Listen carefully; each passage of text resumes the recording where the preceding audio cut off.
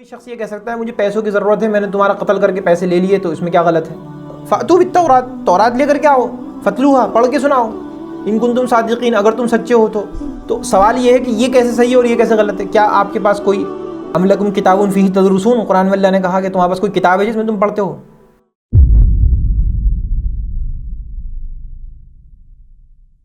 السلام علیکم ورحمۃ اللہ وبرکاتہ۔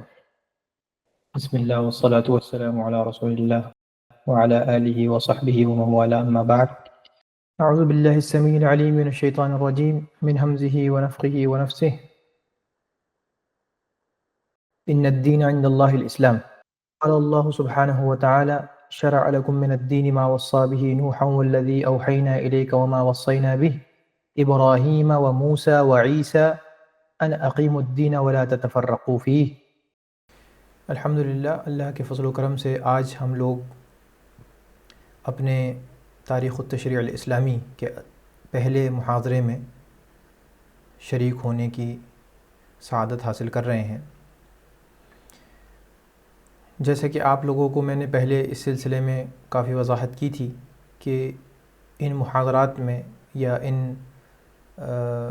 لیکچرز میں ہم لوگ تاریخ کا وہ پہلو پڑھیں گے جو ہمارے اس کورس سے متعلق ہے، اس سے ریلیٹڈ ہے۔ جیسا کہ میں نے آپ کو ٹائٹل بتایا تھا، عربی میں تاریخ التشریع الاسلامی، انگریزی میں اس کو ہم اگر چاہیں تو اس طریقے سے کہہ سکتے ہیں کہ history of development of Islamic jurisprudence. ہر علم کے اندر کچھ نہ کچھ مراحل ہوتے ہیں اس کے ارتقاء کے، جس سے وہ شروعات میں کسی انسان کی سوچ یا کسی عالم یا سائنٹسٹ کے کسی نظریے سے شروعات ہوتی ہے اس کی، اور پھر وہ نظریہ بڑھتے بڑھتے ایک کے بعد ایک، یکے بعد دیگرے نئی جنریشنز آتی جاتی ہیں اور وہ اس کو پروان چڑھاتی ہیں۔ جب وہ اپنی بالیدگی کے، یا یہ کہیے جب اس کے ارتقاء کے آخری مراحل میں یا بہت ہی میچور لیول پہ پہنچ جاتا ہے، تو پھر یہ ضرورت ہوتی ہے ایک طالب علم کو کہ اس کی ہسٹری، اس کی تاریخ کا بھی مطالعہ کرے اور یہ جاننے کی کوشش کرے کہ کس طرح سے یہ علم یہاں تک پہنچا۔ تو جو علم آپ لوگ پڑھنے جا رہے ہیں وہ ایک خاص علم ہے، اور اس خاص علم کی یعنی کہ فقہ الاسلامی کی ایک خاص تاریخ ہے جس کو پڑھنا بہت ضروری ہے۔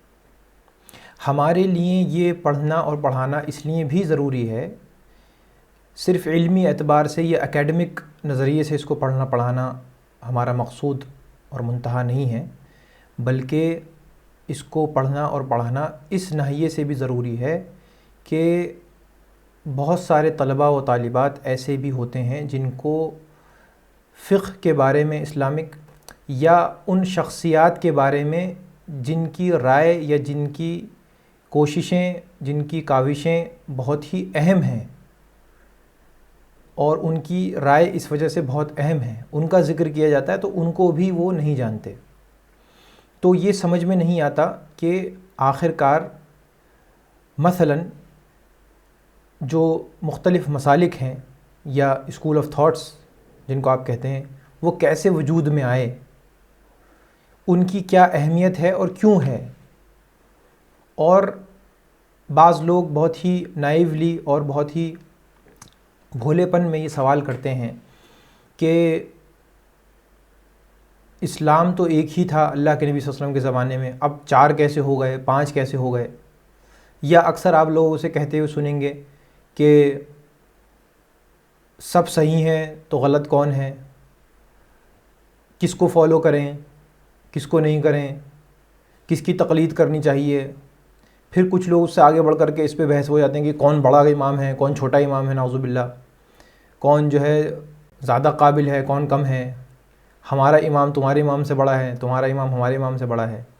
یہ اس طریقے کی جو بحث و مباحث آپ لوگوں کو دیکھنے کو ملتے ہیں، اور خاص قسم کے جو علماء تو نہیں کہیں گے ان کو، لیکن ہاں خاص قسم کا جو ایک طبقہ ہے نام نہاد علماء کا، تو وہ اس چیز کو اور بڑھاوا بھی دیتے ہیں ذاتی مفادات کی خاطر، اور کسی نہ کسی مسلک سے یا مکتبہ فکر سے وہ منسلک ہونے کی وجہ سے اس چیز کو آگے بڑھانے کی کوشش کرتے ہیں۔ تو اس میں پھر ایک عام آدمی الجھ کر کے یا تو دین سے بالکل ہی دور ہو جاتا ہے کہ نہیں یار ان کے جھگڑوں میں نہیں پڑنا مجھے، اور یہ سب تو ایسے ہی ہے، ایسا اس طریقے کی باتیں وہ کرتا ہے، دین سے دور ہو کر کے دنیا داری میں بالکل لگ جاتا ہے، ٹھیک ہے۔ یا پھر وہ کسی نہ کسی امام، مسلک، مکتبہ فکر، مولوی، ملا، عالم کے ساتھ جڑ کر کے، اور آج کل تو ہاں ایک نیا طبقہ آ گیا یوٹیوبرس، ان کے ساتھ جڑ کر کے وہ متعصب ہو جاتا ہے، اور اسی میں پھر وہ فتنہ پروری اور شر پھیلانے کے کاموں میں مبتلا ہو جاتا ہے، چاہے کانشیسلی چاہے وہ انکانشیسلی، یعنی کہ وہ بات اس کو دانستہ طور پر وہ کر رہا ہو یا نادانستہ طور پر، لیکن وہ اس میں مبتلا ہو جاتا ہے۔ تو لہٰذا اس لیے ہم کو یہ ضروری ہے کہ ہم یہ سمجھنے کی کوشش کریں، ایک نیوٹرل طریقے سے، غیر جانبدارانہ طریقے سے ہم یہ سمجھنے کی کوشش کریں کہ آخر کار یہ جو فقہ ہے یا جو یہ فقہ میں مختلف قسم کے مسالک اور مکاتب ہیں، اور جو مختلف علماء اور فقہاء ہیں، اور جو ان کے مابین اختلافات ہیں، وہ اس کی کیا نوعیت ہے، کیا حقیقت ہے، اور کس حد تک وہ ہمارے عملی زندگی پر اثر انداز ہونا چاہیے، یہ چیز ہم کو جاننی بہت ضروری ہے۔ تو سب سے پہلی بات جو ہم نے لفظ استعمال کیا، تاریخ التشریع الاسلامی، اس کے بارے میں تھوڑا سا ہم ذرا اس کو ہم ایلیبوریٹ کرنے کی کوشش کریں گے۔ تاریخ کا مطلب کیا ہوتا ہے؟ اگر بہت آسان زبان میں کہیں تو وہ ہسٹری ہوتی ہے۔ تو اس کے اندر کیا بیان ہوتا ہے؟ عام طور پر تاریخ میں بیان ہوتا ہے کوئی بھی شخص جو گزر چکا ہے، یا کوئی بھی مجتمع یعنی کہ کوئی بھی معاشرہ، سوسائٹی جو گزر چکی ہے، یعنی ایک فرد بھی ہو سکتا ہے، وہ ایک معاشرہ، ایک سوسائٹی ہو سکتی ہے، ایک کنٹری بھی ہو سکتی ہے، ایک علاقہ اور محلہ بھی ہو سکتا ہے وہ، ٹھیک ہے نا، ایک قبیلہ ہو سکتا ہے وہ، ٹھیک ہے، یا ایک خاص لوگوں کی فرٹینٹی ہو سکتی ہے وہ، ٹھیک ہے۔ مثال کے طور پر ہندوستان کے اندر فلانا علاقے میں کپڑا بننے والوں کی تاریخ اس سال سے لے کر کے اس سال تک، تو اتنا اسپیسیفک بھی ہو سکتا ہے تاریخ کے اندر، اور ایک عام بھی ہو سکتا ہے۔ تاریخ ہند مثلا اگر کوئی کہے ہندوستان کی تاریخ، اب وہ کہاں سے شروع ہو رہی ہے، کہاں پہ ختم ہو رہی ہے؟ اسلامی تاریخ، یعنی کہ اللہ کے نبی صلی اللہ علیہ وسلم سے شروعات ہوگی اس کی، اور پھر جہاں تک بھی مصنف کی زندگی ہوگی، جب تک بھی وہ زندہ ہوں گے وہاں تک کی تاریخ لکھیں گے۔ اس طریقے کی تاریخیں جو ہے، جیسے تاریخ ابن کثیر ہے جو سب سے مشہور تاریخ سمجھی جاتی ہے، تو وہ ابن کثیر کی تاریخ کب سے ہے؟ اللہ کے نبی صلی اللہ علیہ وسلم سے لے کر کے اور اپنے زندگی تک انہوں نے اسلامی تاریخ، بلکہ اس سے پہلے کی بھی احوال انہوں نے اس کے اندر ڈالے ہیں، ٹھیک ہے۔ تو کہنے کا مقصد میرا یہ ہے کہ کسی بھی علاقے، کسی بھی انسان، کسی بھی معاشرے، کسی بھی سوسائٹی، کسی بھی خاص لوگوں کے مجموعے کے حالتوں کو لکھنا کہ وہ پرانے زمانے میں کس طریقے سے انہوں نے زندگی گزاری، کیا کیا اہم واقعات پیش آئے، رونما ہوئے اس زمانے میں جس نے ان کی زندگی پر اثر ڈالا اور طریقہ کار کو زندگی کے ان کے بدل دیا، ٹھیک ہے نا، یہ اس کے اندر مقصد ہوتا ہے۔ تو ایک طریقے کا ریکارڈ ہے ان کے حالتوں کا، اس زمانے میں جو انسیڈنٹس پیش آئے بڑے بڑے، عام طور پر یہ پہلو غالب رہتا ہے، ٹھیک ہے۔ تو یہ جو ہے طریقہ ہے تاریخ کا، اور تاریخ اس کو کہتے ہیں۔ تاریخ باقاعدہ خود ان اٹ سیلف ایک سبجیکٹ، ایک سائنس ہے، ٹھیک ہے نا، اور اس کے خود ایک ماہرین ہوتے ہیں باقاعدہ جو تاریخ کے ماہرین ہوتے ہیں۔ ہر شخص تاریخ کا جو ہے وہ ماہر نہیں ہو سکتا۔ ہم لوگوں نے مثال کے طور پہ بہت ساری تاریخیں پڑھی ہیں، دنیا کی تاریخ پڑھی ہے، اسلامک ہسٹری پڑھی ہے، الگ الگ کنٹریز کی، ہندوستان کی مثلاً پڑھی ہیں، ترکی کی مثلاً پڑھی ہیں، سعودی عرب کی مثلاً، جو الگ الگ آج کنٹریز ہیں ان کی تاریخیں پڑھی ہیں، آپ لوگوں نے پڑھی ہوں گی۔ اور بہت زیادہ تاریخ کا پڑھنے کے بعد بہت سے لوگوں کو بہت زیادہ تاریخ کا علم ہوتا ہے، تو اچھے سے وہ تاریخ کے واقعات کو نقل کرنے میں بہت کامیابی سے نقل کر پاتے ہیں، بہت اچھے وہ ہوتے ہیں۔ لیکن یہ جو شخص ہے ضروری نہیں ہے کہ یہ مؤرخ بھی ہو، تاریخ لکھنا بھی ہو۔ تو تاریخ کا لکھنا اور تاریخ کا جو عمل ہے یہ باقاعدہ ان اٹ سیلف یہ ایک علم ہے خاص، ایک سائنس ہے جس کا ہر کوئی ماہر نہیں ہوتا۔ آپ دیکھیں گے بہت سے ایسے ہوتے ہیں، بہت سے لوگ بڑے بڑے علماء ہیں جنہوں نے بہت علم کا کام کیا، مثلا فقہ کے بڑے بڑے ماہرین ہیں وہ، مگر تاریخ کے اوپر کوئی کتاب نہیں لکھ سکے، یا کوئی صاحب نے تاریخ کے اوپر کتاب لکھی تو انہوں نے اس کا مثلا حق ادا نہیں کر سکے، ہے نا، اور اس میں انہوں نے گڑبڑیاں کریں، اور وہ چیزیں پھر نظر آتی ہیں، لوگ اس کو نقطہ چینی کرتے ہیں اس کے اوپر. تو یہ اس سے یہ پتہ چلتا ہے تاریخ باقاعدہ پورا ایک ٹاپک ہے، سبجیکٹ ہے. تو تاریخ اس کو کہتے ہیں. آگے جو لفظ ہے اس میں تشریع. تشریع جو ہے وہ شریعت سے نکلا ہے. شریعت یہ تو آپ نے بہت سنا ہوگا اردو میں بھی، ٹھیک ہے نا. اب یہ لفظ ایسا ہو گیا ہے کہ یونیورسل ہو گیا ہے، اس کو ٹرانسلیٹ بھی نہیں کیا جاتا ہے نا. اور انگریزی میں بھی شریعہ لا ڈکشنریز میں آپ کو مل جائے گا لفظ انگریزی کی. اور اب آپ کو اردو میں تو شریعت استعمال کرتے ہی کرتے ہیں ہم لوگ، ٹھیک ہے. تو شریعت کے معنی جو ہوتے تھے وہ عام طور پہ یہ ہوتے تھے کہ پانی کے نکلنے کی جگہ، جہاں پر پانی ہوتا ہے وہ جگہ، ٹھیک ہے، جہاں سے لوگ پانی پیتے ہیں، اپنے اونٹوں کو، اپنے جانوروں کو پانی پلاتے ہیں. یہ اس زمانے میں لفظ ہوتا تھا، ٹھیک ہے نا. تو کہتے ہیں شریعت دابہ فلما، پانی میں جانور گھس گیا پانی پینے کے لیے، اس سے پانی پیا اس نے. تو یہ لفظ اس طریقے سے استعمال ہوتا تھا. یہ ایسے استعمال ہوتے ہوتے عرب نے اس کو استعمال کیا ایک واضح راستے کے لیے. شریعت کا مطلب کیا ہوگا جو اب ہمارا موضوع ہے اس کے حساب سے جو عربوں نے استعمال کیا، وہ ہوتا ہے ایک واضح راستہ. تو جو ہماری شریعت ہے وہ بھی ایک راستہ ہے جس کے اوپر چلنا ہوتا ہے، اور اس راستے پر چل کر کے انسان اللہ تعالیٰ کی خوشنودی، اس کی رضا اور نعمتوں والی جنتیں وغیرہ وغیرہ یہ سب چیزیں انسان حاصل کرتا ہے. اور اسی کے ساتھ ساتھ آخرت سے پہلے دنیا میں بھی اس کی زندگی کیا ہے، خوشحال و خوش و خرم رہتی ہے شریعت پہ عمل کرنے کی نتیجے میں.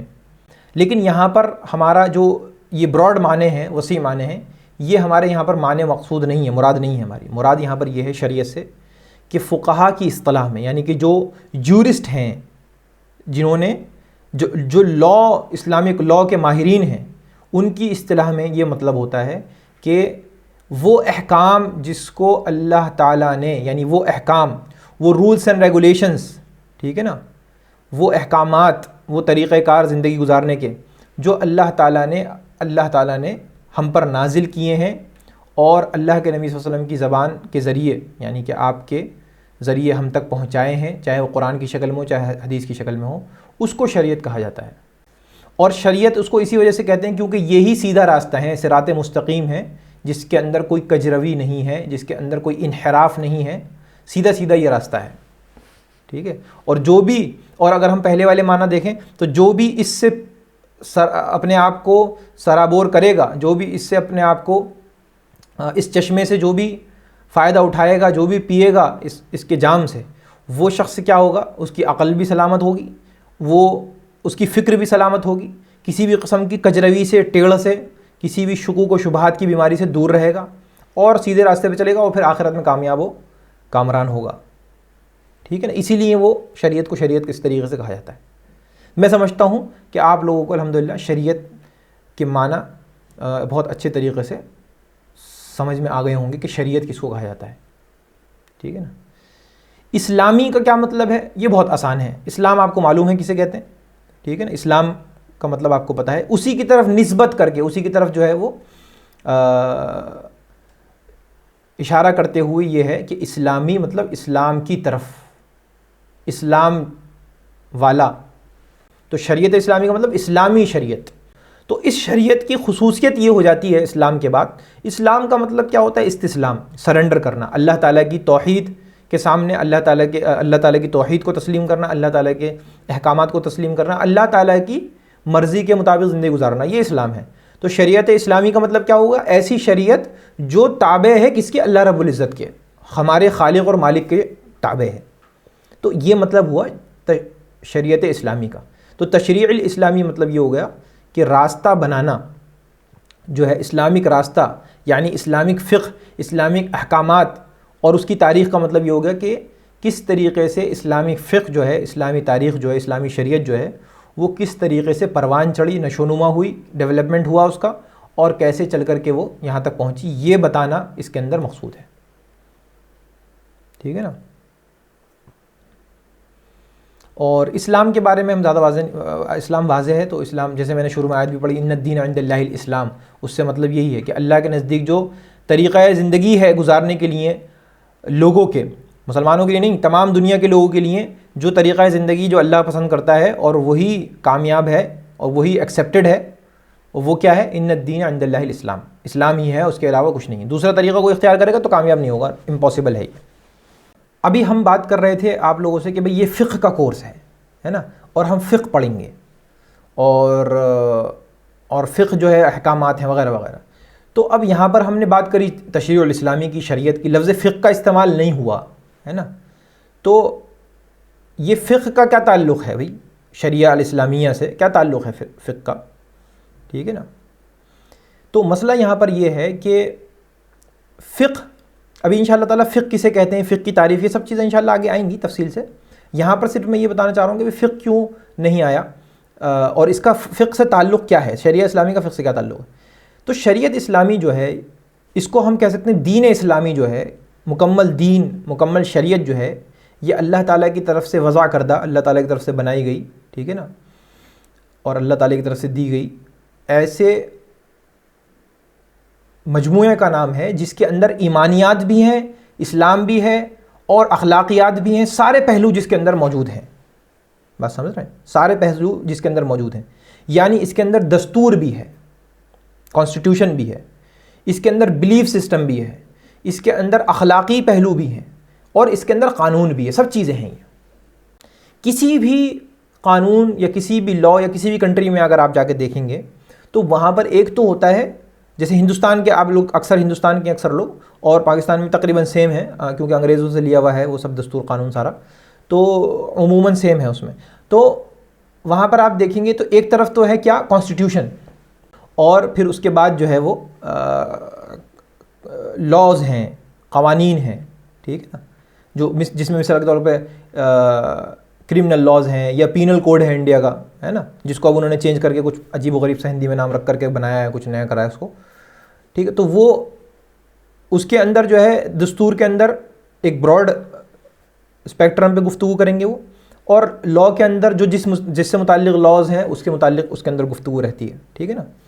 تو ایسا ہر جگہ جو ہے وہ ہوتا ہے. تو یہاں پر بھی دین میں ہمارے اسی طریقے کا کافی حد تک معاملہ ہے. اسپیسیفک جب عملی چیزوں کا ذکر آئے گا، یعنی ایسی چیزیں جو چیزیں عمل سے متعلق ہیں، انسان کی احکامات سے متعلق ہیں، قانونی طور پر کس طریقے سے چیزیں ہوں گی، قانونی طور پر کس چیز کی گرفت ہوگی، کس چیز کی گرفت نہیں ہوگی، ٹھیک ہے نا، وہ چیزیں جو ہے فقہ کے اندر آتی ہیں. عقیدے کی بات فقہ میں نہیں آئے گی. اسلامک کریڈ جو ہے، بلیف سسٹم ہمارا کیسے ورک کرتا ہے، وہ نہیں آئے گی. فقہ کا کورس وہی لوگ کریں گے جن کا ایمان، جو پہلے سے مومن ہے، مسلم ہے، ایمان ہے، جن کو پتہ ہے کہ یہ جو بھی بتایا جا رہا ہے اللہ کی طرف سے نازل کردہ شریعت ہے اور اس پر عمل کرنا ضروری ہے. تو یہ یہاں پر جو گفتگو ہوگی وہ قانونی ناحیے سے ہوگی. مثلا اگر آپ نماز نہیں پڑھتے تو قانونی اعتبار سے آپ کا کیا معاملہ ہے، ٹھیک ہے نا. یہ نہیں ہوگا کہ نماز اگر آپ نے پڑھ لی اور ہم نے یہ کہہ دیا کہ بھائی ہاں اب آپ کی نماز ہو گئی قانونی اعتبار سے، تو اللہ کے یہاں قبول ہوئی ہے نہیں ہوئی ہے، آپ کا خشوع اور خضوع کتنا تھا، اس سے مطلب نہیں ہے ہمیں، ٹھیک ہے نا. قانونی اعتبار سے ہو گئی، قانونی اعتبار سے ایکسیپٹڈ ہو گئی اگر آپ کی نماز، تو پھر اب اللہ کے یہاں قبول ہوگی یا منہ پہ مار دی جائے گی واپس، یا پھر آپ کا ایمان کتنا مضبوط ہے، اللہ سے تعلق کتنا مضبوط ہے، آپ کا تقوی شعاری اور آپ کا جو وہ جذباتی جو پہلو ہے یا بلیف کا جو پہلو ہے، ایمان کا جو پہلو ہے، ان سب چیزوں پر ہمارا فوکس یہاں پر نہیں ہوگا. اگرچہ چیزیں ضمناً ذکر ہوں گی لیکن فوکس نہیں ہوگا، ٹھیک ہے. فوکس ہمارا ان چیزوں کے اوپر ہوگا. تو میں یہ بتا رہا تھا کہ فقہ کا کیا تعلق ہے اس سے، کہ فقہ جو ہے شریعت کا ایک پارٹ ہے. فقہ کیا ہے؟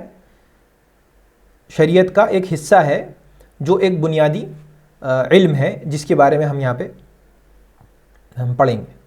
پہلے زمانے میں یعنی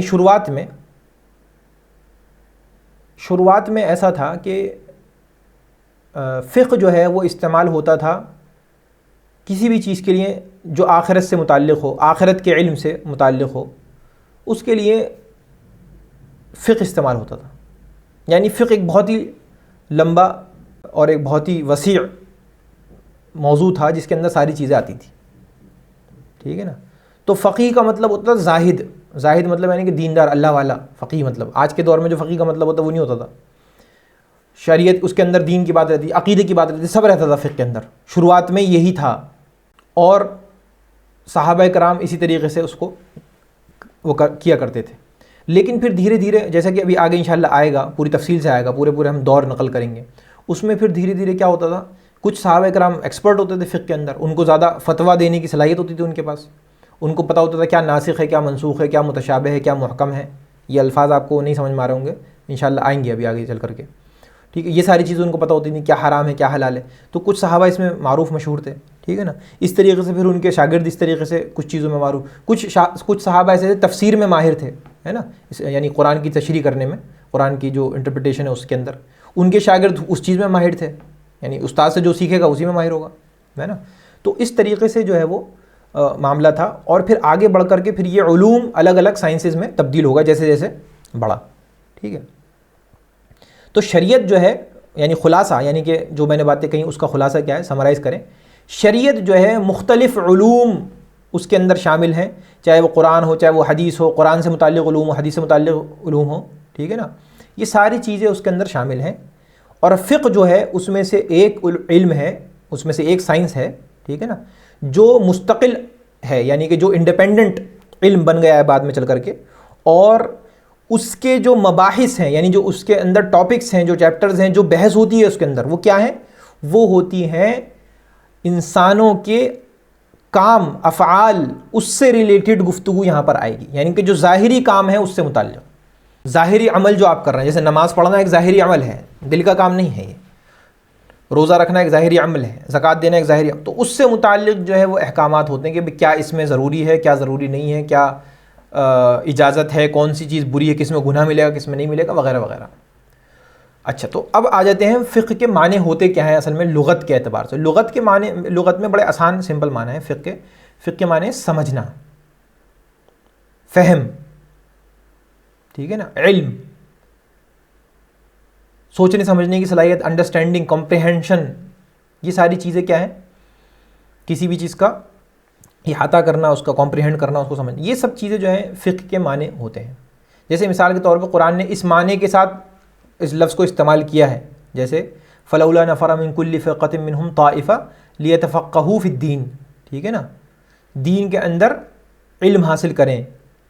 کچھ لوگ ایسے ہونے چاہیے خاص مسلمانوں میں جو دین کا علم حاصل کریں، جیسے سورہ توبہ کی آیت نمبر 122 میں اس کو کہا گیا ہے. یہ کافی لمبی آیت ہے، اس میں کافی اور بھی چیزیں ہیں، ٹھیک ہے نا. اور بھی جگہ جو ہے فقہ کا استعمال ہوا، سمجھنے کے سلسلے میں اس لفظ کا استعمال ہوا. بات سمجھ رہے ہیں آپ لوگ؟ اصطلاحی اعتبار یہ تو ہوگا لغوی معنی، یعنی کہ لٹرل میننگ کیا ہے. لٹرل میننگ فقہ آپ کو ہم نے بتا دیا. ہمارا جو اصل مسئلہ ہوتا ہے وہ ہوتا ہے اصطلاح سے، یعنی ایز اے ٹرمنالوجی کے کیا مطلب ہے فقہ کا، اصطلاحی معنی کیا ہیں، اصطلاحی معنی ایز اے ٹرم کے کیا مطلب ہے، ٹھیک ہے نا. اس کو اگر ہم ایک لائن میں ڈیفینیشن کہیں، ہم طالب علم تھے تو ہمیں یاد کروایا جاتا تھا کہ العلم بالاحکام الشریعہ العملیہ عن ادلتها التفصیلیہ، اس طریقے سے. لیکن آپ لوگوں کو وہ سب ظاہر سی بات ہے اس ناحیے سے ہم نہیں بتائیں گے، آسان زبان میں ہم سمجھائیں گے آپ کو. فقہ کہتے ہیں ان احکامات کے جاننے کو، ان شرعی احکامات کے جاننے کو جو انسان کی عملی زندگی سے متعلق ہیں. کس طریقے سے جاننے کو؟ تفصیلی دلائل کے ذریعے جاننے کو، ٹھیک ہے نا. اب میں اس کو یعنی ایک لائن میں وہ کر دیتا ہوں. تفصیلی دلائل کے ذریعے شریعت کے عملی احکامات کو جاننا فقہ کہلاتا ہے. اسی طریقے سے فقہ کے اندر جو علماء ہیں ان کے اقوال فقہ میں شامل ہیں. یعنی کسی عالم نے کہا کہ بھئی فلاں چیز فرض ہے، کسی نے کہا فلاں چیز فرض نہیں ہے، سنت ہے، کسی نے کہا نہیں مثلا فلاں چیز حلال ہے، فلاں چیز حرام ہے، ٹھیک ہے. تو اس میں سے جو بات صحیح ہے وہ شریعت ہے، جو بات صحیح نہیں ہے وہ اس عالم یا اس امام یا اس مجتہد کی غلطی کہی جائے گی، جو کہ معصوم نہیں ہے، غلطی ہو سکتی ہے ہر کسی سے، اللہ کے نبی صلی اللہ علیہ وسلم کے علاوہ ہر کسی سے غلطی ہو سکتی ہے. وہ شریعت کو نہیں، اس کو نہیں کہیں گے شریعت ہے، اللہ کی طرف سے نازل کردہ شریعت نہیں ہے وہ، لیکن ہاں بحیثیت فقہ کے ایک سائنس کے اس کا پارٹ ضرور ہے. اس کو ہمیں پڑھنا پڑے گا، اس کو ہمیں سمجھنا پڑے گا. تو لہٰذا انسان کی بنیادی ضرورت ہے کہ اس کو گائیڈ کیا جائے. اور یہ گائیڈنس کس کی طرف سے ہونا چاہیے؟ یہ گائیڈنس اس شخص کی طرف سے ہونا چاہیے جو شخصیت کیا ہے، ہمارا خالق ہے. کیونکہ ظاہر سی بات ہے جس نے ہمیں بنایا ہے اسی کو پتہ ہوگا. الا یعلم من خلق، جس نے، اللہ تعالیٰ کہتا ہے جس نے بنایا اس کو پتہ نہیں ہوگا کہ تم کیسے ہو، تمہاری کیا جذبات ہیں، تمہارے کیا احساسات ہیں، تمہاری کیا ضروریات ہیں، کس چیز کو تمہاری کنٹرول میں رکھنا ہے، کس چیز کو تمہاری ابھارنا ہے. یہ سب کس کو پتہ ہوگا؟ بنانے والے کو پتہ ہوگا، ٹھیک ہے نا. بنانے والا ہی مورل کنڈکٹ ہمارا جو ہے وہ ایک بنائے گا، ٹھیک ہے نا. مورالٹی جو ہے ہم اپنی کہاں سے اخذ کریں گے؟ وہاں سے اخذ کریں گے جو ڈیوائن ہے، جو ریویلیشن ہے، اگر ہم ایسا نہیں کریں گے تو کیا چیز مورل ہے اور کیا چیز امورل ہے، کیا چیز جو ہے وہ اخلاقی ہے اور کیا چیز غیر اخلاقی ہے، اس کا فرق ختم ہو جائے گا۔ تو جو سیکولر یا جو لادینیت کے قائل ہیں، جو کہ آج کل چل رہا ہے پوری دنیا میں، اگر ان سے آپ پوچھیں کہ کون سی چیز انہیریٹنٹلی بیڈ ہے، یعنی کون سی چیز ایسی ہے جو بری ہے، تو ان کے پاس دینے کے لیے جواب وہ ہوگا جو معاشرے نے ان کو بتایا ہے یا جو ان کی اسٹیٹ ان کو ڈکٹیٹ کرتی ہے۔ جیسے بہت سارے لوگوں سے پوچھا جاتا ہے، آج کل جو ہے وہ ہم جنس پرستی کو باقاعدہ بہت اس غلاظت کو پروموٹ کیا جا رہا ہے، ہومو سیکشولیٹی کو، تو پوچھتے ہیں ہاں بھائی اس میں کوئی غلط نہیں ہے، جب تک ایک دوسرے کو کوئی نقصان نہیں پہنچا رہے ہیں، مرد کے ساتھ اور عورت کے ساتھ کوئی کسی کو نقصان تھوڑی پہنچا رہے ہیں، اپنی مرضی سے رضامندی سے جو ہے وہ یہ خباثت کر رہے ہیں، ہلاک کر دینے والا عمل، ٹھیک ہے، تو کیا غلط ہے اس میں؟ پھر ان سے یہ سوال کیا جاتا ہے کہ اچھا ٹھیک ہے، اگر کوئی بہن اور بھائی ہے، جو انسیسٹ ہوتا ہے جو پہلے زمانے میں ہوا کرتا تھا، تو کوئی آپس میں بہن اور بھائی ہیں سگے، اگر وہ کر رہے ہیں تو پھر ان کو کیا ہے، ان کا چہرہ برا بن جاتا ہے، گھن آ جاتی ہے ان کو، ٹھیک ہے نا، وہ کہتے ہیں نہیں یہ کیسے ہو سکتا ہے۔ تو سوال یہ ہے کہ یہ کیسے صحیح ہے اور یہ کیسے غلط ہے؟ کیا آپ کے پاس کوئی ام لکم کتاب فیہ تدرسون، قرآن میں اللہ نے کہا کہ تمہارے پاس کوئی کتاب ہے جس میں تم پڑھتے ہو؟ ما لکم کیف تحکمون، کیسے تم فیصلے کر رہے ہو، یہ کہاں سے تمہارے پاس کہاں سے لاتے ہو، سورس کیا ہے تمہارا؟ تو کوئی سورس نہیں ہے، کوئی پھر احمق ہو جائے گا۔ بعض لوگ اتنے بغیرت ہوتے ہیں کہ وہ اپنے اس آرگیومنٹ کو ڈیفینڈ کرنے کے لیے وہ کہتے ہیں ہاں ٹھیک ہے وہ بھی صحیح ہے، اس میں بھی کوئی غلطی نہیں ہے۔ تو یہ صورتحال پھر انسان کی ہو جائے گی۔ پھر کوئی شخص یہ کہہ سکتا ہے مجھے پیسوں کی ضرورت ہے، میں نے تمہارا قتل کر کے پیسے لے لیے، تو اس میں کیا غلط ہے؟ ٹھیک ہے، تو وہ کہیں گے نہیں کسی کو دوسرے کو نقصان پہنچانے غلط ہے۔ تو کیا دلیل ہے اس بات کی کسی دوسرے کو نقصان؟ میرا تو فائدہ ہو رہا ہے نا، تو اس انسان کے لیے غلط ہے کہ اس کو میں نے مار دیا اگر، تو مجھے کیا غلطی ہے؟ میں تو عیش کر رہا ہوں، میرے تو 20 بچے کھا رہے ہیں پی رہے ہیں انجوائے کر رہے ہیں اس پیسے سے، تو کیسے غلط ہو گیا؟ تو یہ حالت ہو جائے گی، ٹھیک ہے نا، اور یہی حالت ہوئی بھی ہے، آپ دیکھ سکتے ہیں معاشرے میں یہی حالت ہوئی بھی ہے۔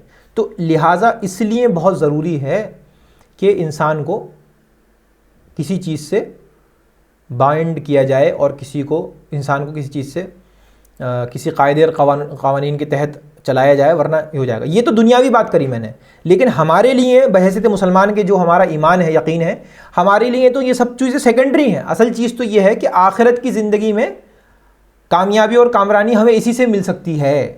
یہ تو کچھ بھی نہیں ہے، 60 70 سال 80 سال ایٹ اسٹریچ جی لے گا انسان، اس سے زیادہ کتنا جی لے گا، ہے نا، لیکن آخرت کی زندگی وہ جو ہے لامتناہی ہے، انفینٹ ہے، یعنی کہ کبھی ختم نہیں ہونے والی ہے۔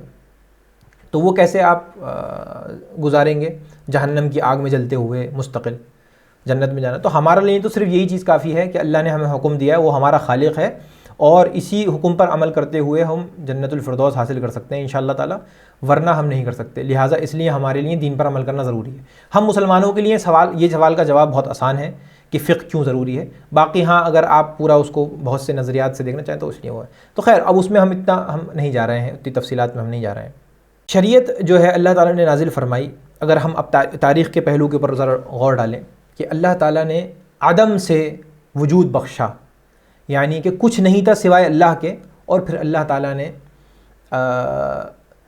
پوری کائنات کی تخلیق کری، جیسے کہ آپ کو معلوم ہے 6 دن میں، اور اللہ تعالیٰ کے دن ہیں وہ 6، ہمارے حساب سے 6 نہیں ہیں وہ، تو اس میں اللہ تعالیٰ نے تخلیق کری کائنات کی پوری، ٹھیک ہے نا، جس کو آج ہم دیکھ رہے ہیں اور جس کائنات کو لوگ سمجھ رہے ہیں کہ کتنی وسیع اور کتنی عظیم الشان ہے، ٹھیک ہے نا۔ اب وہ سب جو سائنسی پہلو ہیں اس پہ میں نہیں جانا چاہوں گا۔ تو اللہ تعالیٰ نے تخلیق کری، اور تخلیق کرنے کے بعد ایسے نہیں چھوڑ دیا، قُلْنَا اهْبِطُوا مِنْهَا جَمِيعًا فَإِمَّا يَأْتِيَنَّكُم مِّنِّي هُدًى فَمَن تَبِعَ هُدَايَ فَلَا خَوْفٌ عَلَيْهِمْ وَلَا هُمْ يَحْزَنُونَ، ٹھیک ہے نا۔ یہ تخلیق کرنے کے بعد آدم علیہ السلام اور ان کی تخلیق کرنے کے بعد، جب آپ کو قصہ پتہ ہے پورا، یہاں پر وہ ذکر کرنے کی ضرورت نہیں ہے، آدم علیہ السلام کو نکالا گیا جنت سے کہ بھئی اب آپ یہاں نہیں رہ سکتے اور آپ کو نیچے جانا پڑے گا، اللہ تعالیٰ کی مشیت اور حکمت تھی اس کے تحت۔ تو وہاں پر یہ کہا کہ سب اترو یہاں سے اور نکلو، ٹھیک ہے۔ اس میں آدم علیہ السلام بھی ہیں، حوا بھی ہیں علیہ السلام، اور شیطان خبیث ابلیس بھی ہے کہ بھئی تم بھی بھاگو۔ تو فَإِمَّا يَأْتِيَنَّكُم مِّنِّي هُدًى فَمَن تَبِعَ هُدَايَ فَلَا خَوْفٌ عَلَيْهِمْ وَلَا هُمْ يَحْزَنُونَ۔ یہ ہم کو ایک الٹیمیٹ ہم کو دے کر کے بھیجا کہ بھئی میری طرف سے جب بھی تمہارے پاس کوئی گائیڈنس آئے گی، ہدایت آئے گی، تو تمہیں وہ ہدایت کو عمل کرنا ہوگا، یعنی تمہارے پاس سے مطلب آدم اور حوا سے مراد یہاں پر پوری بنو آدم اور بنے نوع انسانیت کے لیے یہ بات کہی گئی ہے. میرے پاس سے جب بھی تمہیں ہدایت آئے تو اس کو تم مان لینا. فمن تبع ہدایا، تو پھر جس نے میری ہدایت کی پیروی کری، میرے گائیڈنس کو فالو کیا، فلا خوف علیہم ولا هم یحزنون، تو ان کو کوئی خوف نہیں ہوگا اور ان کو کوئی غم نہیں ہوگا. دنیا میں بھی کوئی خوف و خطر سے میں مبتلا نہیں ہوں گے وہ، ٹھیک ہے نا، اور آخرت میں تو پھر بہترین ہے معاملہ، کوئی مسئلہ نہیں ہے انشاءاللہ. تو یہ ایک بیسک سا فارمولہ بتا کر کے بھیجا گیا. حضرت آدم علیہ السلام، خیر وہ آپ کو قصہ پتہ ہے کہ کافی دن تک بیچارے وہ مطلب ہی رومڈ اراؤنڈ یعنی ان دا ورلڈ. پھر اس کے بعد ان کو توبہ کرنے کی توفیق ہوئی، اس کے بعد پھر حضرت حوا علیہ السلام وغیرہ پورا قصہ آپ کو معلوم ہے. اور اس کے بعد پھر احکامات جو ہے پہلے ہی اللہ نے ان کو سکھا کے بھیجا تھا کہ بھئی اللہ تعالیٰ کو اسماء سکھا کر کے بھیجے تھے، یعنی کہ اس میں الگ الگ تفسیر میں رائے ہیں علماء کی کہ وہ فرشتوں کے نام تھے یا چیزوں کے نام تھے یا زبان تھی یا علوم تھے، وہ سب چیزیں سکھا کر کے جو بھی اللہ نے ان کو علم دیا تھا اس کے تحت انہوں نے یہاں پر آ کر کے اپنا گزر بسر کرنا شروع کرا حضرت آدم علیہ السلام نے. اور پھر اس کے بعد کیا ہوا، اس کے بعد آدم علیہ السلام کا سلسلہ چلتا رہا. اس کے بعد پھر دوسرے انبیاء آئے، ادریس آئے، نوح علیہ السلام آئے، سب لوگ آئے. تو نوح علیہ السلام جب آئے ہیں تب تک یہ لوگ اپنا سبق جو ہے بھول چکے تھے. فمن تبع ہدایا فلا خوف علیہم ولا هم یحزنون والا سبق بھول چکے تھے. تو نوح علیہ السلام آئے، 950 سال تک محنت کری، مشقت کری، 80-82 لوگ بچائے، باقی تباہ و برباد ہو گئے. پھر دوبارہ سے جو ہے وہ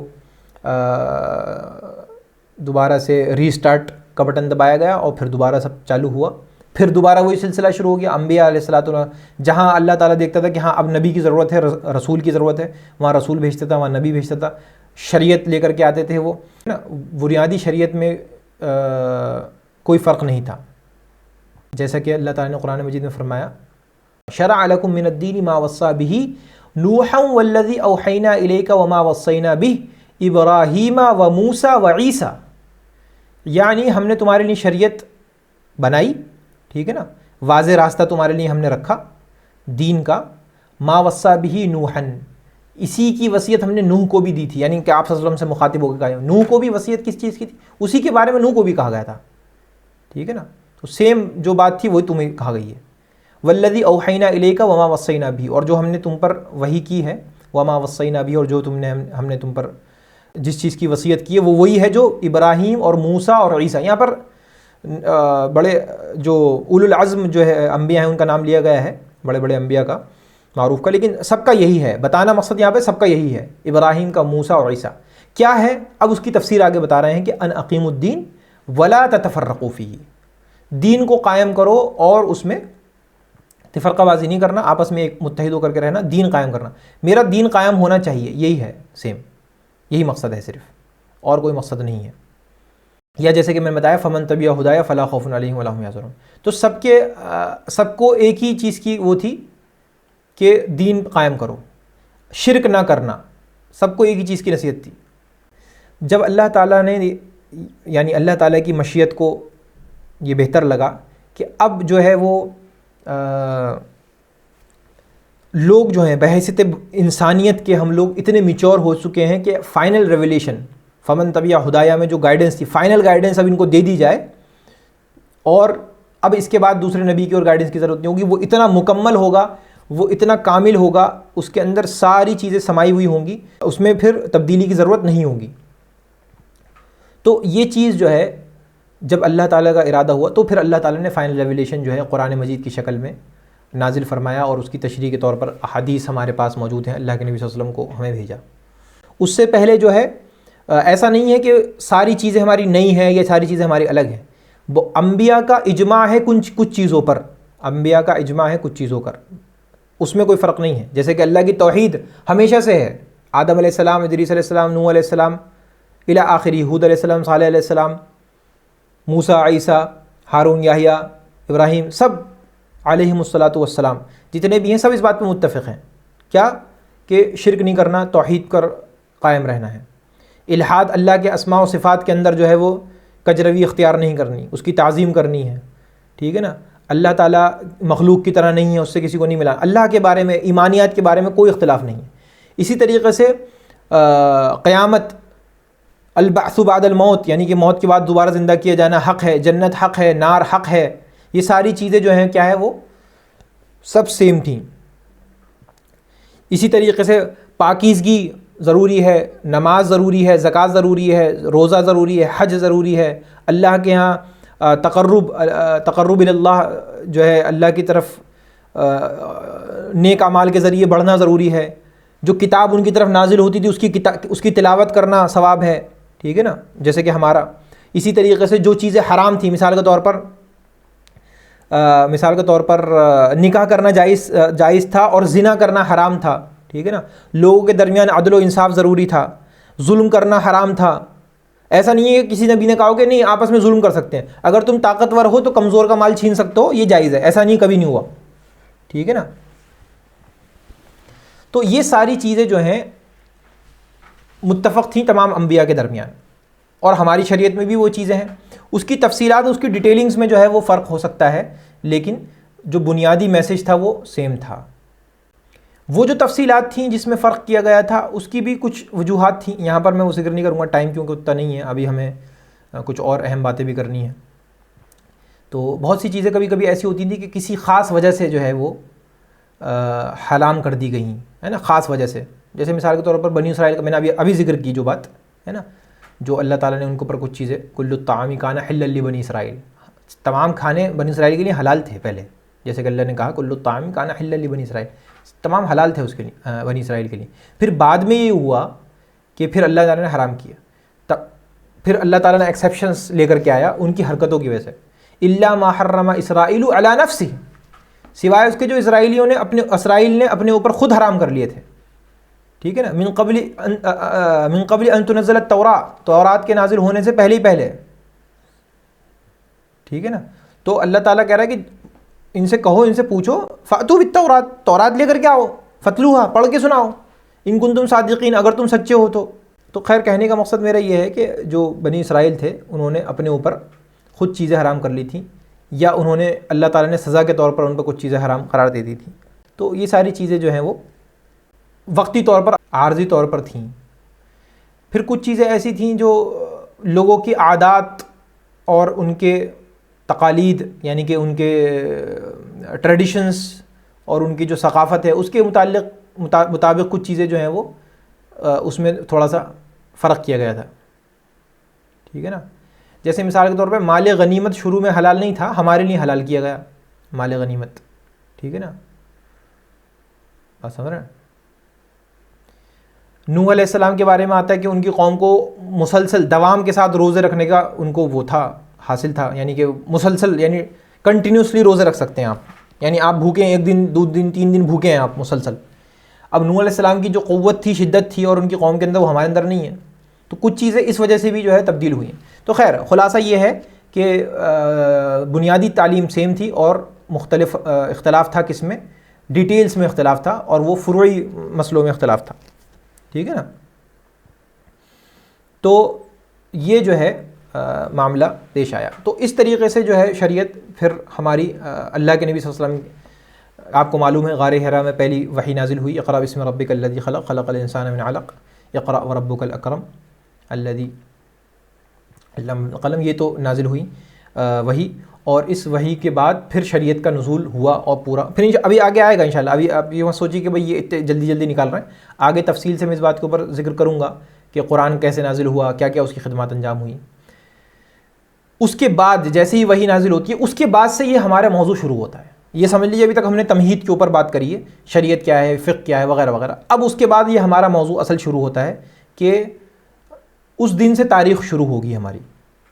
لیکن ہم اسپیسیفک صرف فقہ کے بارے میں بات کریں گے، فقہ کے مصادر کے بارے میں، یعنی کہ اس کے سورسز کے بارے میں بات کریں گے. ہم یہ بات نہیں کریں گے کہ بھئی کیا ہوا، پھر اللہ کے نبی صلی اللہ علیہ وسلم حضرت خدیجہ کے پاس گئے، انہوں نے کیا کہا، وہ نوفل کے پاس، ورقہ بن نوفل کے پاس لے گئیں ان کو، پھر اس میں کیا ہوا، پھر ابو طالب نے کیا کہا. یہ سب سیرت میں آپ کو ملے گا. ٹھیک ہے نا. تو یہ الگ الگ پہلو ہیں، تو وہ ہم یہاں پر ذکر نہیں کریں گے.